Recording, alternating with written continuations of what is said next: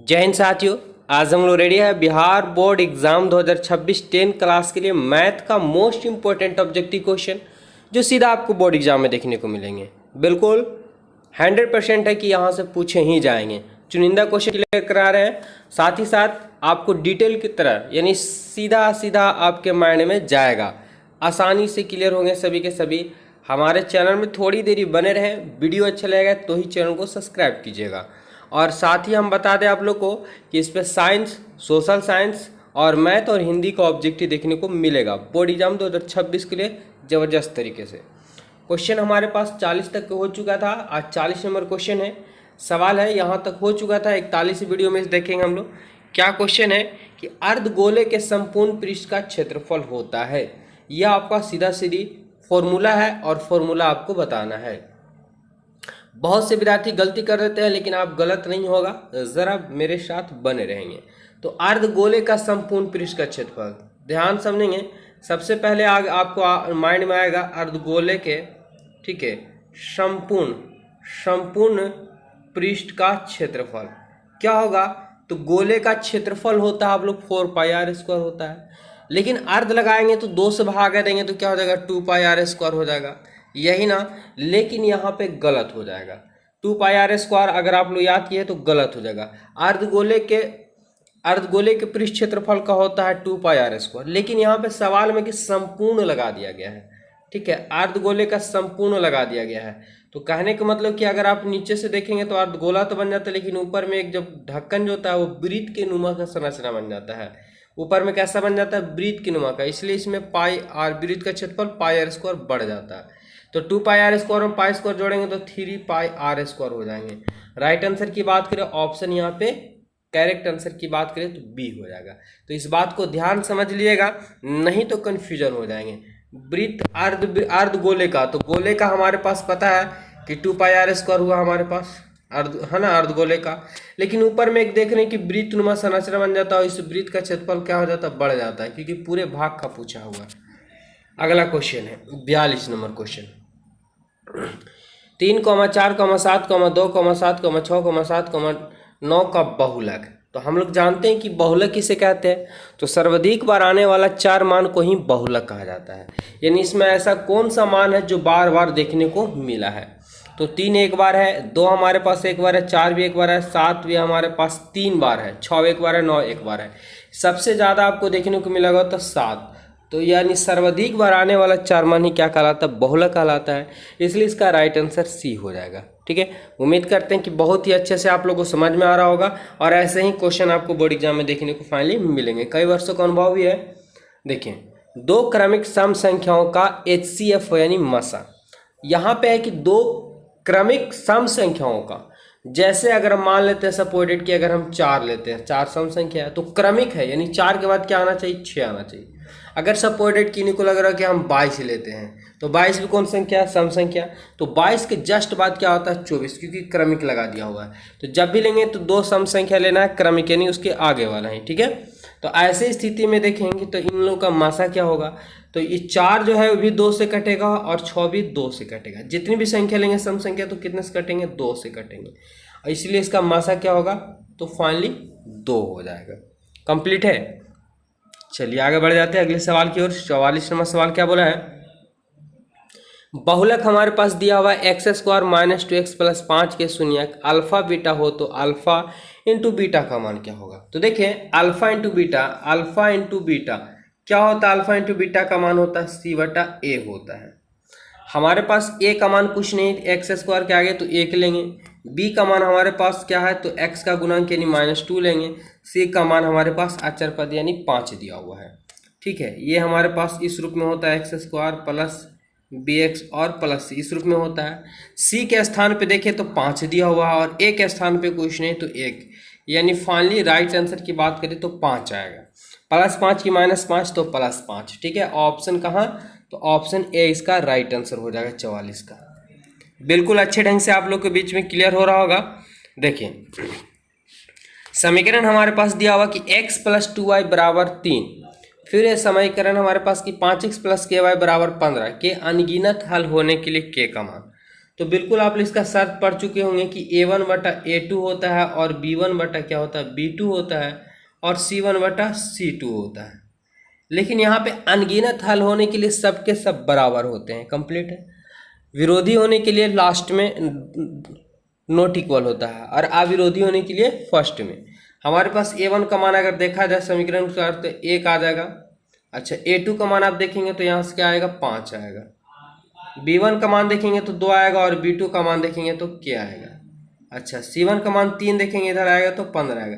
किसी दो को या तो आगे से या तो पीछे से किसी को बराबर करेंगे सेम आंसर आएंगे। तो 1/5 और बराबर 2/k। तिरछा तिरछी गुना करेंगे k का k 5 दूना 10 आ जाएंगे। कहाँ पे ऑप्शन है तो ऑप्शन 20 का। अब अगर आपको लग रहा हो कि सर k/2 बराबर 3/15 लेंगे तो आंसर आएगा, बिल्कुल 3×5 = 15 हो जाएगा। 5 × 2 करेंगे 10, वही आंसर आएंगे। तो ऐसे सवाल 100% ही कि आपको बोर्ड एग्जाम में देखने को मिलेंगे ही मिलेंगे। चलिए आगे बढ़ जाते हैं फटाफट से। अभी तक चैनल से नहीं जुड़े हैं तो बिल्कुल जुड़ जाइए और थोड़ा सा आपके दोस्त यार हैं तो उनके पास वीडियो शेयर जरूर कर दीजिए। दो समरूप त्रिभुज की भुजाएं दिया हुआ है, यानी x1 अनुपात x2 कर सकते हैं या y कर सकते हैं, 1:2 दिया हुआ है। तो इनके क्षेत्रफलों का अनुपात बिल्कुल आप लोग पढ़ चुके होंगे।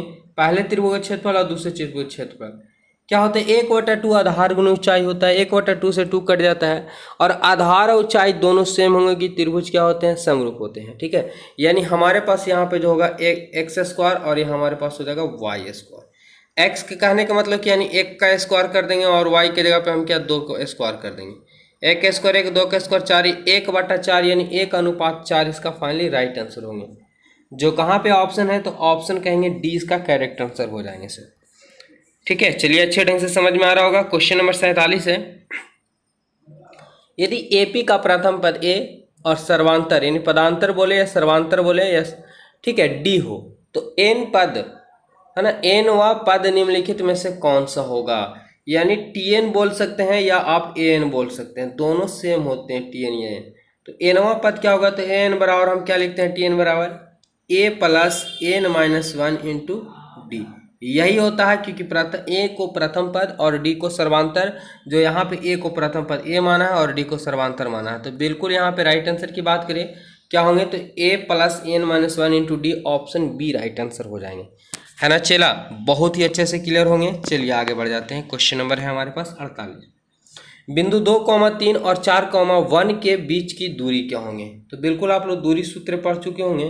क्या होते हैं दूरी सूत्र, √x1 - x2 का होल स्क्वायर और प्लस हमारे पास होता है y1 - y2 का होल स्क्वायर।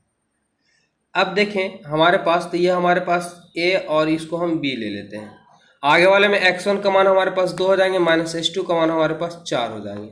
आगे वाले में से आगे वाला घटाएंगे। y1 का मान हमारे पास 3 हो जाएगा और y2 का मान हमारे पास 1 हो जाएंगे होल स्क्वायर। 2 में से 4 जगह तो कहेंगे सर -2 का होल स्क्वायर और 3 में से 1 जगह तो 2 का होल स्क्वायर। माइनस के स्क्वायर करेंगे तो +4 आएगा और +2 का स्क्वायर करेंगे फिर भी 4 आएगा। अब अगर बात करें तो 4 और 4 8 आएगा और 8 को अगर आप तोड़ते हैं चला तो 2 से 4, 2 से 2 का जोड़ा लग जाएगा, इन्हीं रूट के बाहर हो जाएंगे। लेकिन 1 2 का जोड़ा नहीं लगा, इसमें रूट में ही रह जाएगा। तो क्या होगा 2√2। कहाँ पे है ऑप्शन, तो ऑप्शन कहेंगे सर ऑप्शन इसका ए राइट आंसर हो जाएंगे। तो दूरी सूत्र हर हाल में पूछेगा ही पूछेगा। जितनी बता रहे इस टाइप के सवाल आएंगे ही आएंगे, 100% है कि आएंगे। ठीक है, और जितने भी चैप्टर सभी चुनिंदा क्वेश्चन क्लियर कराएंगे, इसलिए हमारे चैनल से आप लोग जरूर जुड़े, भरोसा तो करें। देखिए 49 नंबर सवाल है, sin 18 बटा cos 72 का मान क्या होंगे। तो sin 18 और बटा cos 72 हमारे पास दिया हुआ है। तो यहाँ पे दोनों को अगर जोड़ते हैं तो 90 डिग्री आ जाता है। तो ऐसे सवालों को बनाने के लिए अगर बट्टा में है और थीटा से हट के है, जैसे 0 डिग्री, 30 डिग्री, 45 डिग्री, 60 डिग्री और 90 डिग्री, इसके अलावा अगर मान दिया हो और दोनों को जोड़ने से 90 आता हो तो आपको डॉट काट करके एक बार में कट जाता है। नहीं समझ में आया। चलिए ऊपर को हम चाहे तो ऊपर एक चेंज करें या तो नीचे एक चेंज करें, क्योंकि या तो साइन या तो कोस दोनों में से किसी एक को चेंज करें तो ऑटोमेटिक कट जाएगा। तो हम पहले ऊपर को ही चेंज कर लेते हैं। तो साइन का साइन 90 में से क्या घटाएंगे 18, तो कहेंगे सर 72 घटाएंगे तो 18 ही बचेगा। अभी तक कुछ किए नहीं है, बस ज्यों का त्यों खाली घटा के लिखे हैं। लेकिन हम लोग पढ़े कि जब भी 90 में से घटता है पूरक में से तो वो बदल जाता है। यानी साइन है तो हमारे पास कोस हो जाएंगे, थीटा के स्थान पे 72 है तो 72 और नीचे कोस 72। कहने का मतलब हुआ कि इसका राइट एक बार में कट जाएगा, एक आंसर आ जाएगा और आपको इतना बनाने की जरूरत है ही नहीं। यहाँ देखिए 18 72 इसका मान पढ़े नहीं है, दोनों बट्टा में है तो एक बार में ऑटोमेटिक कट जाता है।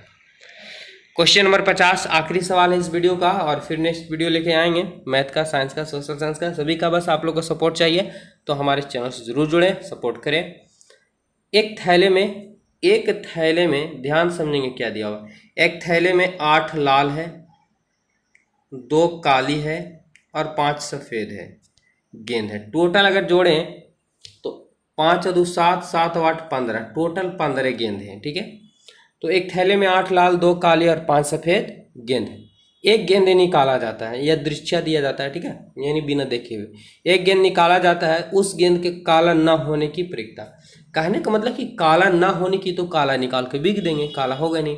तो काला कितने हैं, तो 2 काला है, काला हो गए नहीं। मतलब कहने का मतलब कि लाल हो सकता है, सफ़ेद हो सकता है, लेकिन काला नहीं हो सकता। तो काला ना होने का, तो ना होने का कितने काला नहीं हो सकते हैं, तो क्या हो जाएगा, यानी 2 नहीं होगा तो कन्फर्म है कि 13 तक तो हो सकता है ना। अगर हम इसकी परिक्ता निकालते हैं तो एनी बटा एनएस होते हैं, यानी 13 हो जाएगा और एनएस का मान हमारे पास 15, 13 बटा 15 इसका फाइनली राइट आंसर हो जाएंगे। कहाँ पे ऑप्शन है, तो ऑप्शन नंबर 20 का करेक्ट आंसर हो जाएंगे। तो उम्मीद कर रहे हैं कि विद्यार्थी बहुत ही अच्छे ढंग से 10 क्वेश्चन क्लियर हुए होंगे। आप लोग से रिक्वेस्ट है कि हमारे चैनल से आप लोग अवश्य जुड़े। यहाँ पे साइंस, सोशल साइंस, मैथ और हिंदी का ऑब्जेक्टिव देखने को मिलेंगे। धन्यवाद।